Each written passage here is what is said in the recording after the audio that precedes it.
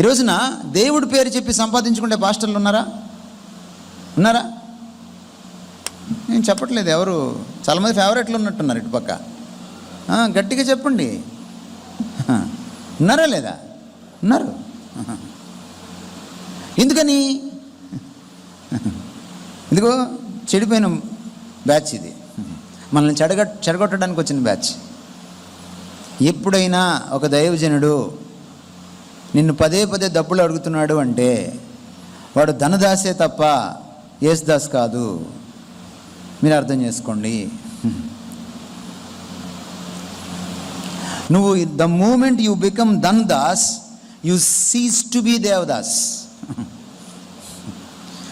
ఎప్పుడైతే నువ్వు ధనానికి దాసుడు అవుతావో మరుక్షణమే నువ్వు దైవదాసుడివి కాదు. You are not the servant of God.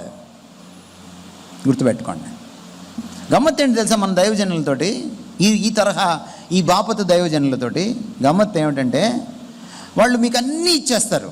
మీకు ఆరోగ్యం లేకపోతే ప్రార్థన చేస్తారు, మీకు కణితి మాయమైపోతుంది, మీకు బిడ్డలు లేకపోతే ప్రార్థన చేస్తారు, కడుపులో బిడ్డ పడిపోతుంది, మీకు పెళ్ళి అవ్వకపోతే ప్రార్థన చేస్తారు, పెళ్లి కొడుకు వచ్చేస్తాడు, మీకు అమెరికా వెళ్ళకపోతే ప్రార్థన చేస్తారు, అమెరికా వెళ్ళిపోతారు మీరు, మీకు ఇల్లు లేకపోతే ప్రార్థన చేస్తారు, వ్యాపారంలో నష్టం వస్తే ప్రార్థన చేస్తారు, అన్నీ జరిగిపోతాయి.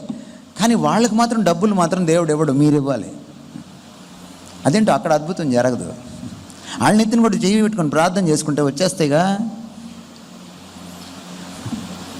మీరేమో పిచ్చి మొహాలు. అన్న ఈ పక్కన ఒకడు నాశనం అయిపోతున్న వాడికి ఒక 1000 రూపాయలు ఇవ్వరు, ఆయనకు మాత్రం 10,000 పంపిస్తారు. ఎందుకంటే 10,000 పంపిస్తేనే కదా ఆయన ఫోటో దిగుతాడు, లేకపోతే దిగడు కదా. అన్న క్రైస్తవ భక్తిలో అండి, క్రైస్తవ భక్తిని చెడగొట్టేది ఏంటి తెలుసా? స్వార్థం. నువ్వు స్వలాభాపేక్షతో భక్తి చేయడానికి వీల్లేదు. భక్తుల సంగతి కూడా మాట్లాడతా, పాస్టర్ల సంగతి పక్కన పెట్టండి, అయ్యవార్ల సంగతి పక్కన పెట్టండి, భక్తుల సంగతి కూడా మాట్లాడదాం. ఈరోజు మన భక్తులు ఎలా తయారయ్యారు? క్రైస్తవ భక్తులు దేవుడు ఏదైనా ఇస్తేనే వస్తారు. మీరు అన్య భక్తిలోకి వెళ్ళి చూడండి, వాళ్ళు గుడికి ఎందుకు వెళ్తారు?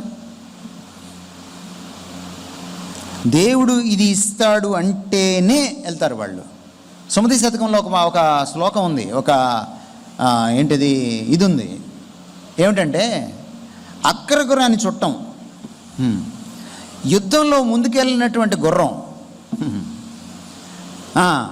నీ కోరికలు తీర్చలేని దేవుడు, ఈ ముగ్గురిని వెంటనే పక్కన పెట్టాలరా అని ఉంది సుమతి శతకంలో. మనం రాయలే సుమతి శతకం, వాళ్ళే రాసుకున్నారు.